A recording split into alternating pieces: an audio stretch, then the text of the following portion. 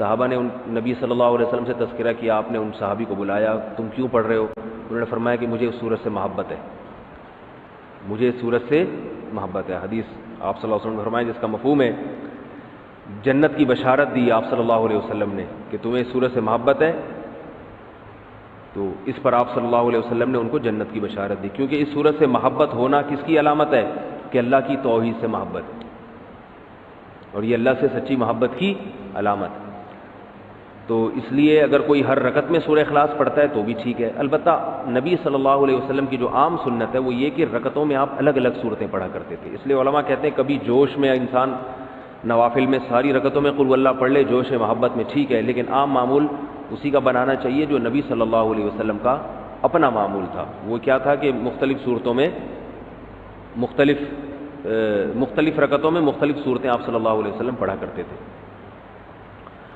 حدیث میں رسول اللہ صلی اللہ علیہ وسلم رات کو سونے سے پہلے سورہ فلق اور سورہ ناس کے ساتھ قل هو اللہ احد کی تلاوت بھی کیا کرتے تھے، یہ بھی حدیث میں اس کی فضیلت آئی ہے۔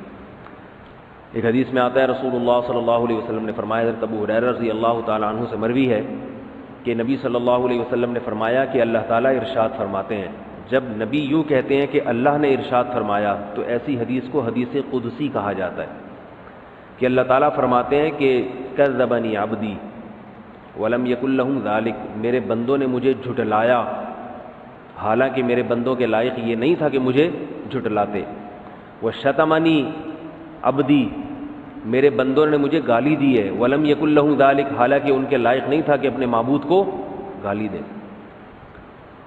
کیسے؟ پھر اللہ کے نبی فرماتے ہیں کہ اللہ تعالیٰ نے فرمایا کہ میرے بندوں نے کہا لن یعیدنی، میرے بندے نے کہا لن یعیدنی ابدا، اللہ مجھے دوبارہ زندہ نہیں کرے گا، کما بدأنی، جیسے پہلی مرتبہ پیدا کیا تھا، تو یہ مجھے جھٹلایا۔ حالانکہ جس نے پہلی مرتبہ پیدا کیا ہو اس کے لیے دوبارہ بنانا تو اور آسان ہوتا ہے۔ یہ اللہ کے الفاظ بتا رہا ہوں، نبی نے جو فرمائے۔ تو اللہ فرماتے ہیں کہ حالانکہ دوبارہ بنانا تو پہلی دفعہ سے بھی آسان، تو یہ میرے بندے مجھے جھٹلاتے ہیں، کہتے ہیں پہلی دفعہ تو بنایا مگر دوسری دفعہ نہیں بنا سکتا۔ اور شتمنی عبدی، اور میرے بندے نے مجھے گالی دی، ولم یکن لہ ذالک، حالانکہ اسے نہیں چاہیے تھا کہ مجھے، اس کے لیے لائق نہیں ہے کہ مجھے گالی دے۔ کیسے بھئی؟ اللہ کو تو کوئی بھی گالی نہیں دیتا۔ تو نبی نے فرمایا کہ اللہ تعالیٰ فرماتے ہیں کہ بندہ کہتا ہے اتخذ اللہ ولدا، اللہ نے اپنے لیے کسی کو بیٹا بنا لیا ہے۔ جیسے عیسائی کہتے ہیں اللہ نے حضرت عیسیٰ کو بیٹا بنا لیا، تو اللہ کیا کہتے ہیں؟ یہ مجھے میرے بندے نے گالی دی ہے۔ اس صورت کا شان نزول بھی یہی ہے کہ بنیادی طور پر جو اس صورت میں جو سمجھایا گیا ہے یہود و نصارہ کے عقیدے کی نفی ہے۔ عیسائی کہتے ہیں کہ حضرت عیسیٰ ابن مریم اللہ کے بیٹے ہیں، وہ بڑی لمبی چوڑی بات گھماتے ہیں، کیونکہ حضرت مریم کے اولاد شوہر نہیں تھے، اور تمام پیغمبر جتنے بھی آئے ہیں ان سے پہلے گناہ ہوئے ہیں، تو اللہ نے کہا ایسا پیغمبر بھیجوں گا جس سے گناہ نہ ہو سکتا ہو، تو اللہ ہی نے اپنے کلمے کی شکل میں، اللہ ہی اپنے دوسرے جلوے میں آ گیا۔ عجیب عجیب باتیں کرتے ہیں، کبھی کہتے ہیں حضرت عیسیٰ اللہ کے بیٹے ہیں، کبھی کہتے ہیں اللہ نے ان کو بیٹا بنا لیا ہے، جنا تو نہیں ہے لیکن خود بیٹا بنا لیا اللہ نے ان کو، کبھی کہتے ہیں کہ اللہ حضرت عیسیٰ کے جلوے میں آیا ہے، حضرت عیسیٰ کی ذات میں اللہ نے، کبھی کہتے ہیں حلول کیا ہوا ہے۔ تو مختلف عقیدے ان کے کسی ایک بات پہ ٹکتے نہیں ہیں، تو اللہ نے ان تمام باتوں کی نفی کر دی کہ نہ عیسیٰ ابن مریم اللہ کے بیٹے ہیں، کیونکہ اللہ نے کسی کو جنا نہیں، اور نہ اللہ نے کسی کو اپنا بیٹا بنایا ہے، اور نہ عیسیٰ ابن مریم اللہ جیسے ہیں۔ وہ کہتے ہیں نا تین خدا میں سے ایک عیسیٰ ہیں، تو کوئی اللہ جیسا نہیں ہے، خدا نہیں ہے، سب مخلوق ہیں اللہ تعالیٰ کی۔ تو عیسائیوں کے نظریے کی نفی ہے۔ اس صورت کا شان نزول یہ ہے کہ ایک مرتبہ یہود و نصارہ کا ایک وفد رسول اللہ صلی اللہ علیہ وسلم کے پاس، یہود کا ایک وفد آیا اور رسول اللہ صلی اللہ علیہ وسلم سے کہنے لگا صف لنا ربک، کہ آپ ہم سے ہمارے رب کی اوصاف بیان کریں۔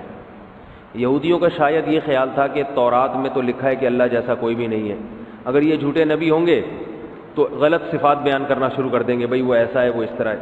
تو یہودی کہنے لگے کہ آپ بتائیے کہ اللہ تعالیٰ کی جنس کیا ہے، مرد ہے یا عورت ہے،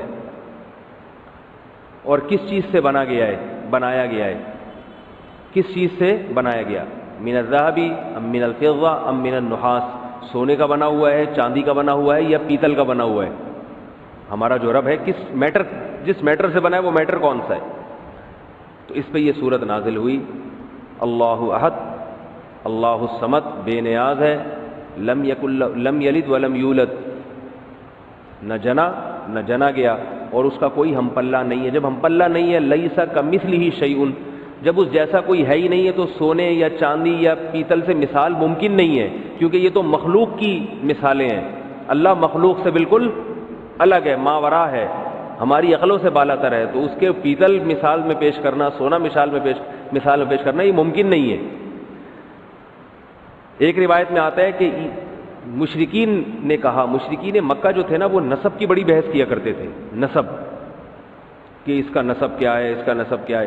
تو انہوں نے کہا کہ اے محمد آپ اللہ تعالیٰ کا نسب بیان کریں کہ اللہ کا نسب کیا ہے.